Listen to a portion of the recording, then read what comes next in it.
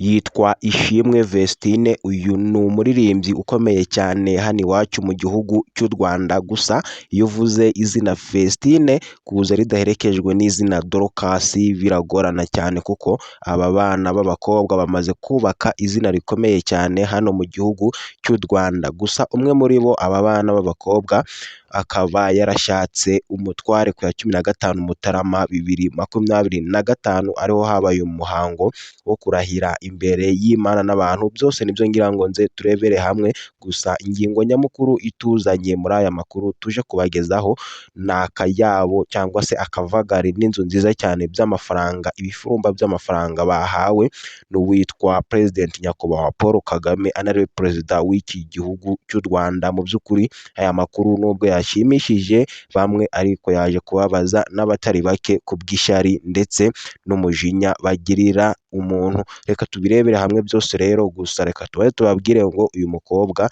Ishimwe Vestine rwose aririmbana n'uwitwa Kamikazi Dorcas, uyu akanaba murumuna we mu nda. Rwose aba ni abana bavukana, gusa bakaba bamanagingwa n'uwitwa Murindahabi Irene, ufite igitangazamakuru gikomeye cyane hano mu gihugu cy'u Rwanda yise MI Empire, gifite aba subscribers bakaba ibihumbi 690 n'imigereka. Uyu musore rero Irene Murindahabi akaba ariwe umanaginga, areberera inyungu z'aba bahanzi mu by'ukuri, akanabamenyera ibyo basabwa nk'ibikoresho ndetse n'aho kuba mu muziki bakora mu buzima bwa buri munsi. Gusa inkuru nziza cyane rero ni uko ku ya 15 Mutarama umwaka w'ibihumbi 2025, umwe muri aba bakobwa ari we witwa Ishimwe Vestine, akaba ari we mukuru kuri Kamikazi Dorcas, akaba yarabonye umugabo, akaba yarasezeranye imbere y'Imana n'abantu. Mu by'ukuri akaba ari n'inkuru yavugishije abatari bake, gusa nanone ishimisha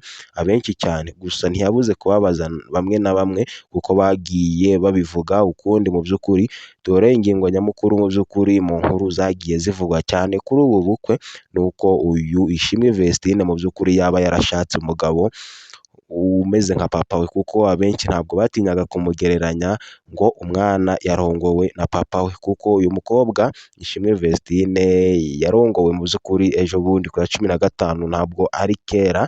Kandi n'uyu mwaka turimo akaba yari afite imyaka 22 y'ubukuru, naho uyu mugabo yarongowe nawe akaba ari umugabo wo mu gihugu cya Burkina Faso, bamwita Idrissa Kuevo. Uyu mugabo Idrissa rero akaba yari afite imyaka 42 y'amavuko, neza cyane. Murumva ko amurusha imyaka 20 yose. Ibi rero nibyo abenshi buririyeho bavuga ko Vestine yaba yarongowe n'uwari kumubera papa we, kuko murumva ko rwose uyu mugabo yamubyara. Gusa Vestine mu by'ukuri atitaye ku bamuca intege, yaremeye aramusanga, kuko uyu mugabo afite amafaranga, kandi yavuze ko atari amafaranga gusa amukurikiyeho, ahubwo ko urukundo rwabo ruzaba nyambere, kuko amukunda by'ukuri kandi nawe amukunda by'ukuri. Ndagira ngo mwabonye amafoto ndetse n'amavideo basezerana mu murenge imbere y'Imana n'abantu. Ibi rero ntabwo ari byo ngira ngo tuze kureba, nuko nagiraga ngo mbanze mbakire ku mayange ababa batarakurikiye uyu muhango, ndetse abatazi iyo biva niyo bijya nabo babashe gusobanukirwa, tugende akantu ku kandi. Gusa ubu tuvugana uwitwa Kamikazi Dorcas na Irene bakaba bari hano mu gihugu cy'u Rwanda, naho witwa Ishimwe Vestine akaba yarambutse igihugu. Mu by'ukuri akaba yararaye afashe rutemikirere ku ya 16 Mutarama 2025, akaba yibereye hariya mu gihugu cya Burkina Faso, we n'umutware we witwa Idrissa Kuevo.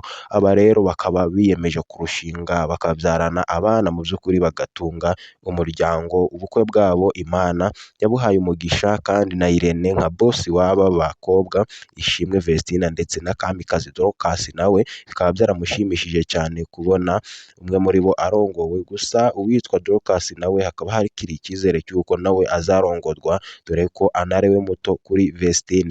Gusa rero ingingo nyamukuru itumye dukora iyi nkuru ni uko uyu muryango w'uyu mukobwa Ishimwe Vestine waje kuba wahabwa akavagari ndetse n'ibifumba by'inote, kandi bagahabwa n'inzu nziza na Perezida Nyakubahwa Paul Kagame. Akaba ariwe wakoze ibi byose. Nyakubahwa yifatanyije n'umuryango we, by'umwihariko umudamu we nyakubahwa madamu Jeannette Kagame ndetse n'umutware we nyine President w'igihugu cy'u Rwanda Paul Kagame, bakaba bahaye uyu muryango wa Ishimwe Vestine inzu nziza cyane ihagaze akayabo ka miliyoni 130, kandi bakaba babahaye n'amafaranga menshi cyane kuri konti yabo, rwose bakaba bahamennye icyitwa imvura y'amafaranga, imvura y'inote. Akaba ari inkuru nziza cyane, gusa nanone yababaje abatari bake ku bw'ishyari, urwango n'umujinya baba bafitiye umuntu, dore ko hagiye hahwihwiswa inkuru rwose, bamwe baca uyu Vestine intege bamubwira ko asanze umugabo umubyaye, gusa benshi twabonye ko batabikoraga mu by'ukuri kumugira inama. Hari abamugiraga inama ariko nanone ishyari niryo ryari ryiganje, kuko hari ababona umuntu atera imbere mu by'ukuri bikabababaza, abo rero nibo bapfa ntacyo bigejejeho. Gusa rero iyi nkuru nziza ikaba yamaze gusakara ku mbuga nkoranyambaga zitandukanye, ndetse n'abanyarwanda benshi bakaba bagenda bayibona mu by'ukuri, kuko President w'u Rwanda yakoze ibitangaza, kandi si aba ngaba gusa afashije mu by'ukuri, yagiye afasha abantu batandukanye nk'uwitwa Beata wakoze indirimbo Azabatsinda Kagame, nawe muribuka ko rwose muri uyu mwaka dusoje wa 2024 yahawe inzu nziza cyane y'akataraboneka, ndetse n'umuryango we wabaga mu nzu rwose iciriritse uhindurirwa ubuzima, uhabwa amafaranga yo kwifashisha mu buzima bwa buri munsi, kandi nawo wubakirwa inzu nziza cyane. Beata nawe yagiye ayipostinga, mwabonaga amafoto ndetse n'amavideo yifataga ari kwifotoreza ku nzu nziza cyane yahawe na Perezida nyakubahwa Paul Kagame. Si Beata gusa, ndetse n'uwitwa Vava cyangwa se Dorimbogo nyakwigendera nawe witabye Imana mu mwaka dusoje, yari yitwa Nsengiyumva Valentine, akaba ariyo mazina yiswe n'ababyeyi be. Nawe igihe yitabaga Imana mu by'ukuri President Kagame yafashije umuryango we, awubakira inzu nziza cyane y'akataraboneka, ndetse awuha n'amafaranga yo kwifashisha mu buzima bwa buri munsi, dore ko iyi ndirimbo ya Beata byose iza ibyuzuza mu gushimagiza umukuru w'igihugu cyacu cy'u Rwanda.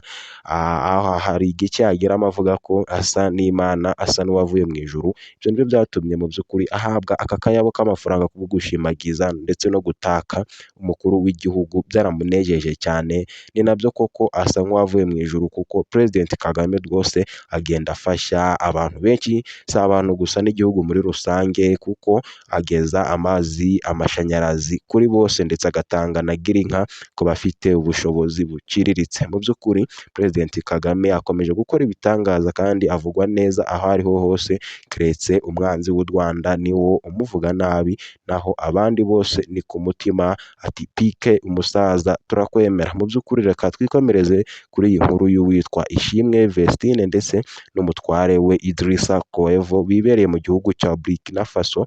Mu by'ukuri aba bana bakaba bahinduriwe ubuzima, akaba ari inkuru nziza cyane, dore ko nabo bari basanzwe bafite amafaranga, rero hakaba hiyongeyeho n'andi. Aba ari ibintu bishimishije mu by'ukuri kubona umukuru w'igihugu yifata akigomwa akaguhereza ibifumba by'amafaranga, byaba kugushimira byo byonyine biba bihagije, akarusho akarenzaho n'icyitwa inote. Aba ari ishema rwose. Aba bana rero bameze neza ubu ngubu tuvugana, bakaba bahawe ayo mafaranga kuri konti yabo, ndetse bakaba bahawe n'inzu nziza cyane y'akataraboneka. Ikindi nanone bikaba byashimishije Irene Murindahabi uzwi nka boss w'aba bana mu muziki wabo, akaba ari we ubamanaginga, akareberera inyungu zabo. Reka tubashimire cyane tubabwira ngo iyi nkuru ni nziza cyane, yashimishije abatari bake. Niba nawe igushimishije ni iby'igiciro cyane, ibuka gukora share, like and comment. Niba uri umunyamuryango wacu ni iby'agahebuzo, tugusabiye umugisha. Ikindi kandi niba utiriyandikisha kuri uru rubuga, nawe wabikora nonaha, nta kindi bigusaba, ni ugukanda kuri iyo buto ya subscribe, bityo ukaba active kuri uru rubuga, ukajya ukurikira amakuru n'ibiganiro tubagezaho byabahindurira ubuzima, kandi by'ingenzi mu buzima nk'ibisanzwe buri munsi, utiriwe ujya mu ishakiro ryawe. Gusa ikintu cy'ingenzi tugusaba, ushobora kuba ufite product ukeneye kwamamaza, cyangwa se kuduha igitekerezo, inyunganizi, ubuhamya, ndetse n'ikindi cyose wumva cyaduteza imbere, cyangwa se ukeneye kwifatanya natwe, wareba nimero zacu muri about ya channel, ukatwandikira kuri WhatsApp turi online. Reka tugushimire cyane aho uherereye hose mu gihugu cy'u Rwanda, cyangwa se hanze yacyo hose. Komeza ugubwe neza aho uri hose mu mpande enye zigize isi yacu. Ni iby'agaciro cyane kubana natwe, kandi aya makuru niba agufashije nabyo ni iby'igiciro cyane.